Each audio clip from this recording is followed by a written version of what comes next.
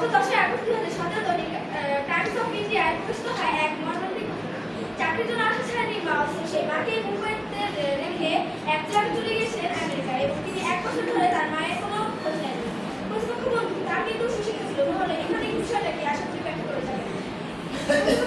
এখন যদি আমরা এই ঘটনার পর্যালোচনা করি তাহলে আপনারা নিঃসন্দেহে দায়ী হয়ে যাবেন সুশিক্ষার প্রতিপক্ষ বন্ধু মুজাহিদ হোসেন চৌধুরী বলে গিয়েছিলেন যে শিক্ষার রয়েছে দুটি দিক, একটি প্রয়োজন তথা জীবসত্তা এবং অন্যটি অর্থবোধ তথা মানব সত্তা।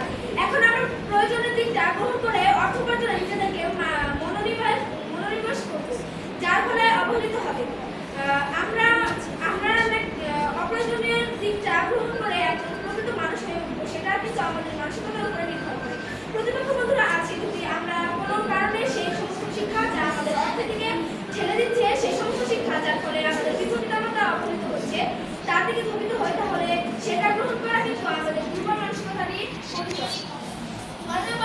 আমাদের প্রতিপক্ষ বন্ধু আজ প্রায় ডজনখানেক সমস্যার কথা স্বীকার করেছে, যেগুলো হয়তো বৃদ্ধ পিতামাতার প্রতি দায়িত্ব পালনে অবহেলার কারণ হয়ে দাঁড়ায়, কিন্তু তা অবহেলার মূল কারণ হিসেবে বিবেচনা করা যায় কিনা সে বিষয়ে আমাদের প্রতিপক্ষ বন্ধু সুস্পষ্ট ব্যাখ্যা দিতে পারে। মাননীয় মডারেটর, লক্ষ্য করুন, নিজেদের নেতাকে ফোন করে বলি আমার জীবন তোমার হাতে ন্যস্ত, আর অসুস্থ মা যখন হাজারবার ফোন করেন তখন তিনি উত্তর পান আপনার সন্তানের ফোনটি ব্যস্ত আছে। দেশে যখন 4G নেটওয়ার্ক, সেখানে বৃদ্ধাশ্রমের 40% পিতামাতাই তাদের সন্তানের সাথে কথা বলতে পারে না।